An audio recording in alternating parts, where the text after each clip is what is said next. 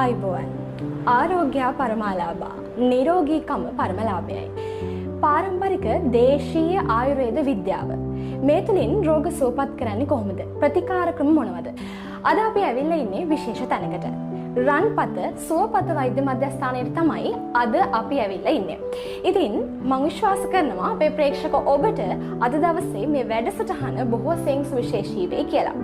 අද අපි සාකච්ඡාවට සම්බන්ධ කරගන්නවා පාරම්පරික දේශීය වෛද්‍ය රන්පත විද්‍යාරත්න මහත්මයාව. ඉතින් අපි වෛද්‍යතුමාව ඉතාමත් ගෞරවයෙන් යුක්තව පිළිගනු ලබනවා. ආයුබෝවන් වෛද්‍යතුමනි. අපි දන්නවා දේශීය ආහාර රටාවෙන් මිදිලා අපි නව්‍යකරණය වීමත් එක්ක එහෙම නැත්නම් මේ නූතනකරණය වීමත් එක්ක අපිට වැළඳ ගන්න සිදු වුණු රෝග බාධ දෙකක් තමයි දියවැඩියාව සහ ગેස්ට්‍රයිටිස් රෝගය කියලා කියන්නේ. අපි මුලින්ම කතා කරමු අතුරු ආබාධ රැසකට මූලික හේතුවක් වන දියවැඩියාව රෝගය පිළිබඳව. වෛද්‍යතුමනි, අපි මුලින්ම කතා කරමු මොකක්ද මේ දියවැඩියාව කියලා කියන්නේ? ඔව් සර්. මම හිතන්නේ ඔබ හින්දීමකුත් කරා ඉතාම හොඳ මේ අතුරුවාවාද ගණනාවකින් හෙවි කියලා. ඇත්තටම මේ දියවැඩියා රෝගය හරියට ශරීරයේ වර්ධනය වුණොත් නියම විදියට සනීප කරන්න බැරි තත්ත්වයකටපත් වුණොත් බරපතල අතුරුවාවාද රැසකට මේ රෝගියාට මුහුණ දෙන්න. මේ දියවැඩියාව අපේ පාරම්පරික වෙදකමේදී හඳුන්වන්නේ මදුමේහය කියලා. කටවහරට දියවැඩියා වුණාට පාරම්පරික වෙදකමේදී මේක මදුමේහය කියලා තමයි හඳුන්වන්නේ. එතකොට මේ මදුමේහය කියන රෝගය හැදෙන්න පෙර අපේ පාරම්පරික වෙදකමේ තියෙනවා ප්‍රමේහ රෝග තවත් 19ක්. එතකොට ප්‍රමේහ රෝග 20ක් අතුරෙන් එක රෝගයක් තමයි මදුමේහය කියන්නේ. එතකොට මේ ප්‍රමේහ රෝග 20ටම 20න් 19ටම හරිය ප්‍රතිකාරයක් නොවුනොත් ඒ රෝගියා මදුමේහ රෝගී තත්ත්වයක රෝගියෙක් බවට පත් වෙනවා. එතකොට පාරම්පරික වෙදකමේදී මේ දියවැඩියාව ගැන කියනකොට කියනවා ආස්‍ය සුඛං ස්වප්න සුඛං දදීනි ග්‍රාමේද්‍යක නූපර සම්පයන්සි නවාන්න පානං රුඩවයි පුතස්ය ප්‍රමේය හේතු කට්කුච්ච සරවම් කියලා මේ දියවැඩියාව හැදීමේ හේතු විදියට. ඒ කියන්නේ රෝගියා නිතරම සුවදායක ආසනවල විසීම. ඊළඟට නිතරම නිින්දට වැඩිපුර කැමැත්තක් දක්වීම. විශේෂයෙන්ම රාත්‍රී නිදිවැරීම සහ දහවල නිදි යාම. අන්න ඒ දෙකක් විශේෂයෙන් බලපානවා මෙම දියවැඩියා රෝගේ නැත්නම් මදුමේහ රෝගේ ඇති වෙන්න. ඒත් එක්කම මොහුගේ ආහාර පාන සම්බන්ධයෙන් විශේෂයෙන්ම පිටි මිශ්‍ර පැණි රස මිශ්‍ර ආහාර පාන නිතර භාවිතා කරනවා නම් මදුමේහ රෝගියෙක් වෙන්න ඉඩකඩ තියෙනවා. ඒ වගේම තමයි මේ දියවැඩියා රෝගියා හැම වෙලේම මේ මානසික ව්‍යාකූලත්වයටපත් වෙනවා නම් අනිවාර්යෙන්ම ඔහු දියවැඩියා රෝගියෙක් මදුමේහ රෝගී තත්ත්වයක රෝගියෙක් බවට පත් වෙන්න ඉඩකඩ තියෙනවා. බොහෝ වෙලාවට දැන් අපි මේ දියවැඩියා රෝගය ගැන සැලකිලිමත් වෙන්නේ නැති, ඒ ගැන දන්නේ නැති ප්‍රධානම හේතුවක් තමයි මේ ආහාර ජීර්ණ පද්ධතියේ තියෙන යම් යම් දෝෂක් දියවැඩියාවට අනිවාර්යෙන් බලපානවා. මොකද මදුමේහය කියන්නේ අග්න්‍යාශයෙන් පටන්ගෙන අග්න්‍යාශයේ හරියට ඉන්සුලින් හෝමෝනය ස්‍රාවය නොවි හටගන්න රෝගයක්. එතකොට අග්න්‍යාශය කියන්නේ ආහාර දිරවීම සඳහා එන්සයිම් නිකුත් කරන ස්ථානයක්. එතකොට අග්න්‍යාශගත රෝගවලදී දියවැඩියාව තමයි ප්‍රධාන වශයෙන් රෝගියාට වැළඳෙන්නේ. මොකද හෝමෝනයට තමයි මෙතන පළවෙනි බලපෑම ඇති වෙන්නේ. ඉතින් ඒ ආකාරයට මදුමේහය කියන රෝගය ගැන අපිට හඳුන්වන්න පුළුවන්. මදුමේහයට පාරම්පරික වෙදකමේදී නියම විදිහේ අග්න්‍යාසගත චිකිත්සාවක් තමයි තියෙන්නේ. ඔව්, අපි කතා කළා වෛද්‍යතුමා සමග දියවැඩියාව රෝගය කියන්නේ මොකක්ද කියන කාරණාව. අපි දන්නවා අද කුඩා දරුවන්ගේ ඉඳලා වැඩිහිටියන් දක්වාම මේ සියලුම දෙනා පීඩනයටපත් කරන රෝගයක් තමයි මේ දියවැඩියාව රෝගය කියලා කියන්නේ. වෛද්‍යතුමනි, අපි කතා කරමු මොනවද දියවැඩියා රෝගයේ රෝග ලක්ෂණ කියලා. දියවැඩියා රෝගයේ රෝග ලක්ෂණ ඇත්තටම මේ ප්‍රේක්ෂකව දැනගන්න ඉතාම වටිනවා. මුලින්ම මෙතනදී මේ මම ප්‍රමේහ රෝග 20ක් ගැන කතා කරා. මේකේ බොහෝ වෙලාවට තියෙනවා මුත්‍රා පිටවීම. මුත්‍රා පිටවීම හරහා තමයි අපිට දියවැඩියා රෝගය ගැන මූලිකවම හැඟීමක් හරි දියවැඩියා රෝග සම්බන්ධයෙන් ගැටලුවක් හරි තියෙනවා කියලා අපිට හොයාගන්න පුළුවන් වෙන්නේ. මේ මුත්‍රා පිටවීම ගැන කතා කරනකොට සමහර කෙනෙක්ගේ මුත්‍රා කුච්චත්වය, ඒ කියන්නේ මුත්‍රා බැහැර කිරීමේ අපහසුතාවය තියෙනවා. ඒතර මුත්‍රා කුච්චත්වය කියලා කිව්වොත් ඒක මුත්‍ර රෝග ගණයට අයිති වෙන්නේ. සමහර කෙනෙකුට කියනවා මුත්‍රා නිතරම බැහැර කරන්න ඕනේ. රාත්‍රියේ කීප විටක් නැගිටලා බාර කරන්න ඕනේ. දහවලට මුත්‍රා සමහරකට දරා ගන්න බෑ. ඔන්න මුත්‍රා සම්බන්ධයෙන් ඇති වෙන මුත්‍රා පිට කිරීමේදී මුත්‍රා දරාගෙන ගැනීමට බැරි හැකියාව සහ නිතර නිතර මුත්‍රා පිටවීම. මේකට කියනවා ප්‍රෞරං වාරං වා මේ හේති කියලා කියනවා. නිතර නිතර මුත්‍රා පිටවීම මෙන්න මේ දියවැඩියා රෝගයේ මූලික ලක්ෂණයක් විදිහට හඳුන්වන්න පුළුවන්.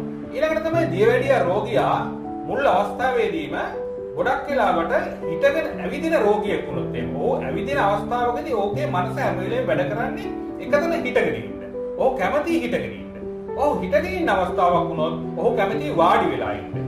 වාඩි වෙලා ඉන්න අවස්ථාවක් වුණොත් ඔහු කැමති සාමාන්‍ය සැතපෙලා ඉන්න. සැතපෙලා ඉන්න අවස්ථාවක් වුණොත් ඔහු කැමති නිදා ගන්න. ඒ කියන්නේ ඔහුට තමන්ගේ සාමාන්‍ය ඉරියව්ව හරි විදිහට තබා ගන්න බැරි තත්ත්වයක්පත් වෙනවා. අන්නේ බැරි තත්ත්වයටපත් වෙනකොට අපි දැනගන්න ඕනේ වෛද්‍යවරයෙක් හම්බෙලා ඉවරලා මට මෙන්න මෙවැනි තත්ත්වයක් තියෙනවා. දැන් කෙනෙකුට හිටගෙන ගොඩාක් වෙලා ඉන්නකොට ඔහුට කකුල් වල අමාරුවක් ඇති වෙනවා. අතේ පය අමාරුවක් ඇති වෙනවා. ඒ වේදනාවට ඉඳ ගන්න වෙනම දෙයක්. නමුත් දියවැඩියා රෝගියා වුණේ විනාඩි 10ක් හිටගෙන හිටියත් ඔහු හැම වෙලේම ආසා කරනවා වාඩි වෙලා ඉන්න. වාඩි වෙලා ඉන්නකොට ආසා කරනවා නිින්දේ හැම වෙලේම ඉන්න. අන්න ඒ වගේ දියවැඩියා රෝගේ එවැනි ලක්ෂණයක් දකින්න පුළුවන්. ඒත් එක්කම තමයි දියවැඩියා රෝගයේ ප්‍රධානම තවත් ලක්ෂණයක් තමයි උගුරකට තොලකට වේලීම. නිතරම උගුරකට තොලකට වේලනවා රාත්‍රියට නැගිටලා බොහෝ වෙලාවට වතුර බොන්නේ රුචිකත්වයක් දක්වනවා. ඊළඟට පැණි රහට වැඩි කැමැත්තක් දැක්වීම. හැම වෙලේම ඔහු පැණි රහ මිශ්‍ර දේවල් ආහාරයට ගන්න කැමති. මොකද ඔහුගේ සීනි ඇඟේ රැඳෙන්නේ නැහැ. හැම වෙලේම මුත්‍රා සමග පිට වෙනවා. ඒතකොට ශරීරයේ නිතරම ග්ලූකෝස් ඕනේ. ඔහු පැණි රස දේවල් වලට කැමති. ඒ ආදි වශයෙන් දියවැඩියා රෝගයේ හේතු ගණනාවක් තියෙනවා රෝග ලක්ෂණ විදිහට. වෛද්‍යතුමනි දැන් අපි මේ ව්‍යවහාරික සමාජයේ දකින කාරණාවක් තමයි මේ දියවැඩියාව රෝගය නිට්ටාවටම සුව කළ හැකිද? මේ වගේ ප්‍රස්තුතයක් සමාජය තුළ ගොඩනැගිලා තිබෙනවා. අපි කතා කරමු වෛද්‍යතුමනි ඇත්ත වශයෙන්ම මේ දියවැඩියාව රෝගය නිට්ටාවටම සුව කරන්න පුළුවන්ද? ඔව් රෝග ගැන කතා කරනකොට සමහර රෝග තියෙනවා සාමාන්‍ය තත්ත්වයේ තියෙන සාධ්‍ය ගණයේ රෝග තියෙනවා. ඒත් එක්කම සමාන රෝග තියෙනවා දුස්සාධ්‍ය අසාධ්‍ය ගණයේ රෝග තියෙනවා. ඒ අතරතුර මේ දියවැඩියාව කියන එකෙන් මధుමේහය කියන தත්ත්වය සමහර අවස්ථාවලට සමහර රෝගීන්ට අපි යාත්‍ය ගණයේ රෝගයක් විදිහට සලකනවා. යාත්‍යයි කියලා කියන්නේ සුව කරන්න බෑ. නමුත් ඒ වැඩි නොවි යම් කිසියකට පවත්වාගෙන යන්න පුළුවන්. එහෙම වුණාට රෝගියාගේ ශරීර ශක්තිය, රෝගියාගේ ප්‍රകൃතිය, ලබා දෙන ඖෂධ, ගන්න ආහාර පාන මත මේ දියවැඩියාව වැනි රෝගයක් වුණත් පාරම්පරික වෙදකමේදී සම්පූර්ණයෙන්ම සුව කරන්න පුළුවන්. ඒකේ ප්‍රතිඵල අපි අත්විඳලා කියනවා. ඒ වගේ රෝගීන් ගණනාවකට ප්‍රතිකාර කරලා කියනවා. එතනදී සෑම දියවැඩියා රෝගියාම සනීප කරන්න බෑ කියන මතය සම්පූර්ණයෙන් වැරදි. අපි ප්‍රතිකාර කරන ක්‍රමවේදය එතනදී ඉතාම වැදගත් වෙනවා. සීනි අඩු වෙන්න විතරක් අපි බෙහෙත් දෙන්න පටන් ගත්තොත් ඔහුට මරණකම්ම අපිට සීනි අඩු වෙන්න බෙහෙත් දෙන්න වෙනවා. අන්න එවැනි රෝගී යාප්‍යයි අපිට සනීප කරන්න බෑ. එයාගේ සීනි අඩු කිරීම පමණයි අපි කරන්නේ. නමුත් අපි අභ්‍යන්තරයට අග්න්‍යාශගත ප්‍රතිකාරයක් කරොත් හෝමෝන ස්‍රාවය වීමේ විෂමතාවයේ වළක්වවුවොත් නියම විදිහට හෝමෝන ස්‍රාවීම ඇති කරගන්න පුළුවන් වුණොත් අපේ පාරම්පරික එළ ඔසු වලින් මෙවැනි ඉන්ද්‍රියන් සංවර්ධනය කිරීමේ ඔසු විශේෂයෙන්ම තියෙනවා. ඒ හින්දා මේ දියවැඩියා වැනි රෝගයක් වුණත් අපේ පාරම්පරික වෙදකමේදී නියමාකාරයෙන් සුව කරන්න පුළුවන්. වෛද්‍යතුමනි දැන් අපි දියවැඩියාව රෝගය ගැන කතා කරද්දී මේ පාරම්පරික දේශීය වෛද්‍ය විද්‍යාවත් එක්ක මොනවද තියෙන ප්‍රතිකාර ක්‍රම? ඔව් ප්‍රතිකාර ක්‍රම ගැන ගත්තම ඇත්තටම අපේ පාරම්පරික වෙදකමේ ඉන්නේ බොහෝ වෙලාවට කසාය, ගුලි, කල්ක, චූර්ණ, වටි, තෛල වර්ග. ඒවා තමයි අපේ ප්‍රතිකාර පද්ධති සකස් වෙලා තියෙන්නේ. එතකොට මෙතනදී මේ දියවැඩියා රෝගීන්ට නම් විශේෂයෙන්ම අපි කසාය වර්ග භාවිත කරනවා. ඒත් එක්කම කල්ක, ගුලි භාවිත කරනවා. ඒත් එක්කම නොයෙක් වටි වර්ග භාවිත කරනවා. ඒත් එක්ක මේවා සමග ලබා දෙන අනුපාන වර්ග භාවිත කරනවා. දැන් අපි සමහර වටියක් දෙනවා නීරමුල්ලිය තැඹු වතුරෙන් බොන්න. එහෙම නැත්නම් පොල්පලා තැඹු වතුරෙන් බොන්න. නැත්නම් කොතල හිඟුරු තැඹු වතුරෙන් බොන්න. එතකොට ඒක අර ගුලියක් එක්ක දුන්නාම තමයි නියමාකාරයට ප්‍රතිඵල ලැබෙන්නේ. නමුත් සමාජයේ බොහෝ අය කොතල හිඟුරු තම්බලා බොනවා දියවැඩියාවට. මාදම් පොතු තම්බලා බොනවා දියවැඩියාවට. ඇත්තටම ඒවා ඖෂධ නෙවෙයි. ඖෂධ සමග දෙන අනුපාන හෝ ඖෂධ සමග යන ආහාර පාන ගණයට තමයි ඒවා අයිති වෙන්නේ.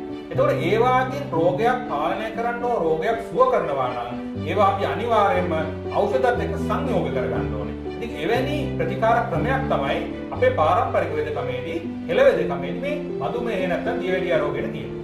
වැඩසටහන ආරම්භයේදීම මම අපේ ප්‍රේක්ෂක ඔබට සඳහන් කළා අපි මේ කාලය තුල වර්තමානය තුල සුලභ රෝගී තත්ත්වයන් දෙකක් පිළිබඳව කතා කරනවා කියලා.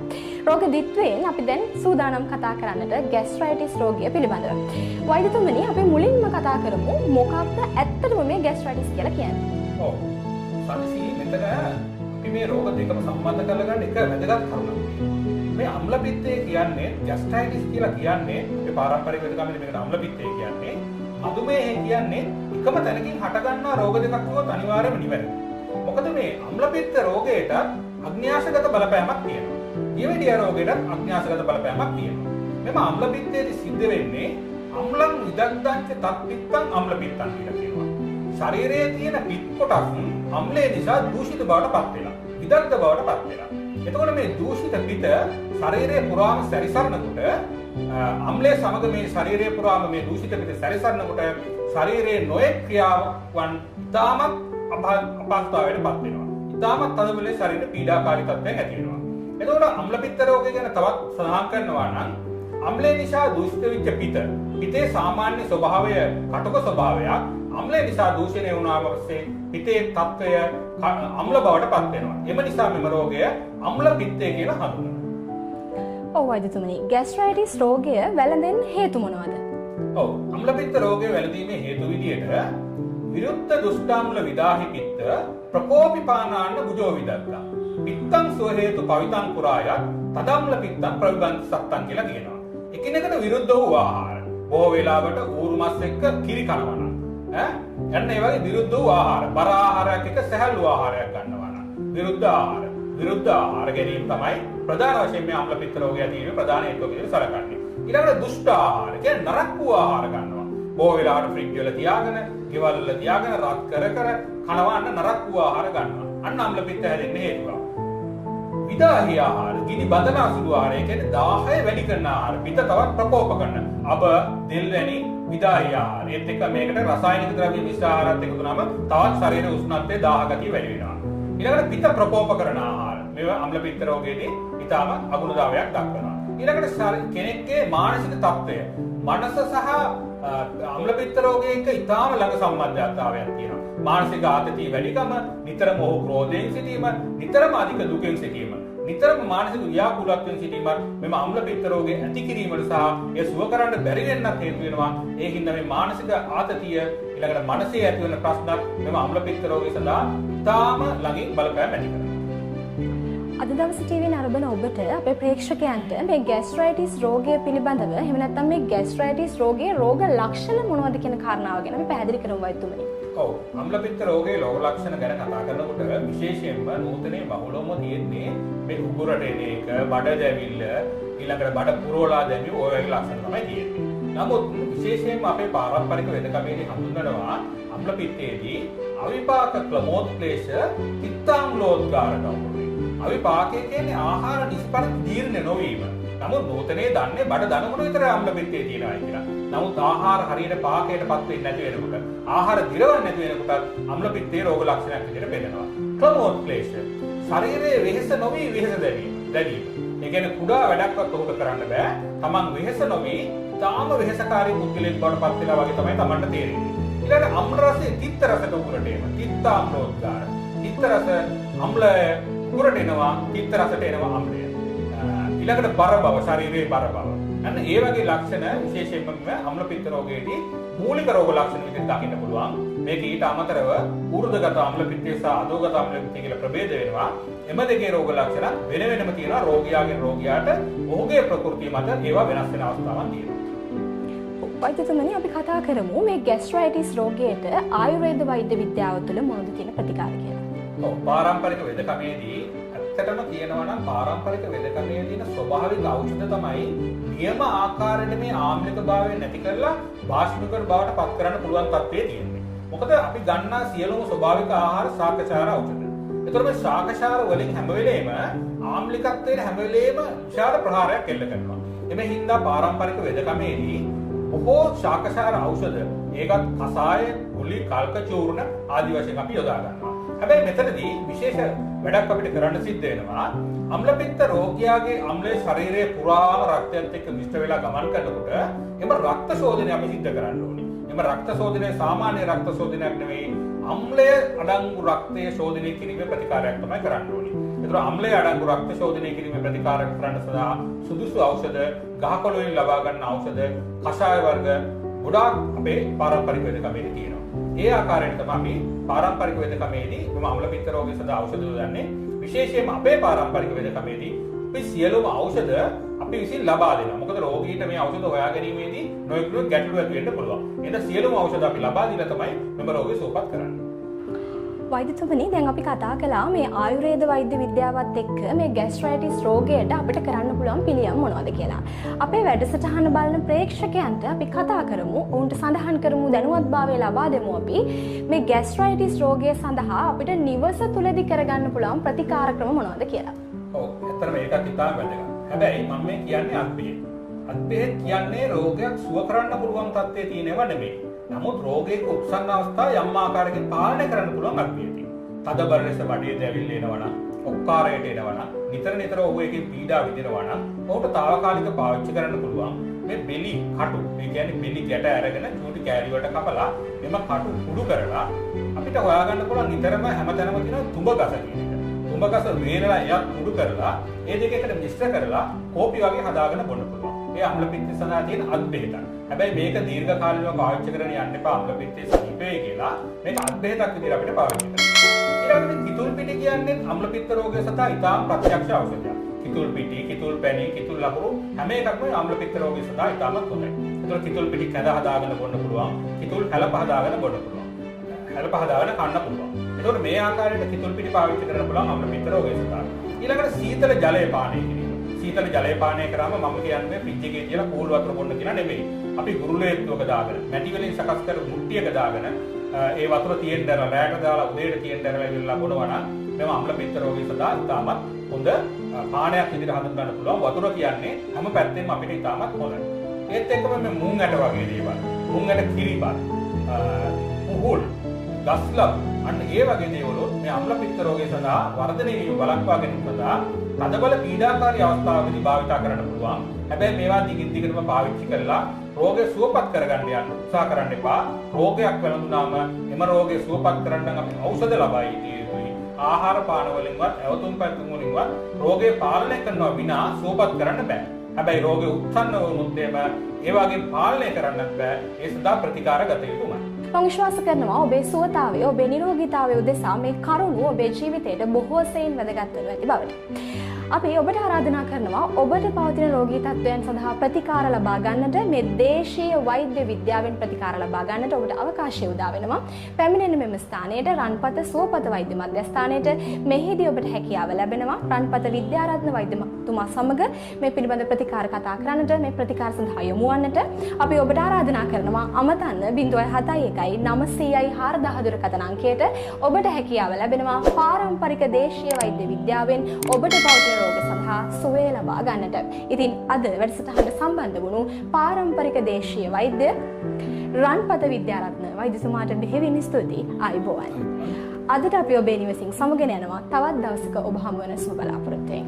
ආයුබෝවන්.